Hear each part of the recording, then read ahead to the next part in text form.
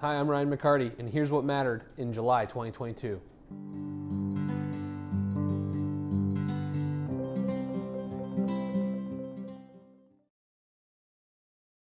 So July is always fun. We have two birthdays in the house, one for Rain, my daughter, and one for Deanna, my wife. Rain turned the big 3 this year, and she suddenly seems to know everything in the world and doesn't need us anymore for anything, or so she thinks.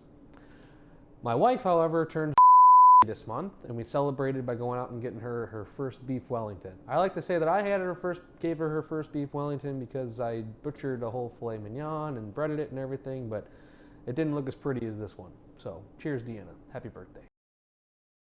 So July closed with the market going up in a significant way because the Federal Reserve raised the rates of interest again by another 75 basis points. All that means is 0.75, and it's going to look great if you have a savings account, not so good if you have a credit card balance.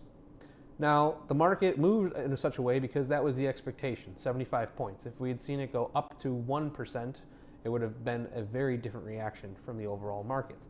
Now, what are we going to see in August? Is it going to be another interest rate bump?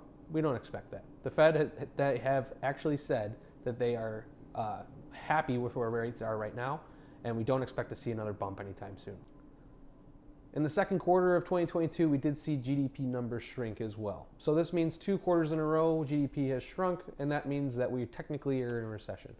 What does that mean? Well, first off, not all recessions are the same. You'll notice that unlike in 2008, the Great Recession, or the COVID spike of 2020, that unemployment remains really, really low, and employers are still hiring. If the word recession is causing you anxiety at night, here's a few things that you can do. Number 1, increase your cash balances. If you've had traditionally 3 to 6 months of expenses and you felt pretty good about that, but now your anxiety is spiking, try to add a couple months to your cash hoard. It might happen quickly, it might happen slowly, but the idea is you're raising cash for the unexpected. Because right now we don't expect massive layoffs of any kind, but if you find yourself either wanting to find a new job or unfortunately do get laid off, you have the opportunity to have that cash reserve to help you out. Number 2, please, please, please do not change any investment plans that you've already had.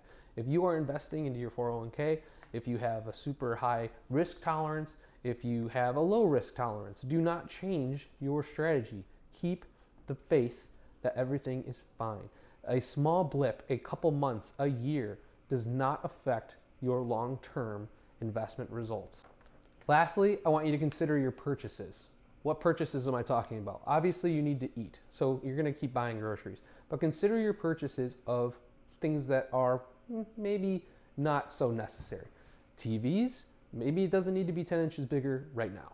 How about the appliance? Does it still work? Maybe it doesn't need to be stainless steel just because all the other appliances are stainless steel in the house. Keep the faith that things are going to be fine, but just maybe, like we talked about earlier, cash hoard. Make sure that purchases you're making right now are pertinent and not necessarily something that you just want. If anything, the longer you wait for these kinds of things, typically you can find a better deal. So keep an eye out, build a shopping list, and if it takes long enough, Black Friday is right around the corner. So, looking ahead, that brings us to August, the month of heat waves and no holidays, unless you're a parent that is super excited about your kids going back to school. The housing market has slowed down impressively with the rising interest rate environment. Now that interest rates are on hold, we can still expect prices to slowly drop as demand has cooled significantly. If you're in the market for a new home, try to exercise extreme patience and find the home you truly want versus the one that's just okay. Remember, this isn't 2021. They're not flying off the shelves anymore. Take a breath, find the house you want, and do it for the long haul, not a short-term investment. Market volatility is not done yet. We still have the Russian conflict overseas. We have consumer apprehension about spending due to rising interest rates and inflation. And gas prices are still pretty high up there. $4 feels really great right now, but in reality, I'd really like to see $2 again. Thanks so much for watching. If there's something that I didn't talk about that matters to you, please, by all means, find a link in the description below that you can reach out to me directly and we can talk about what matters. We'll see you next month.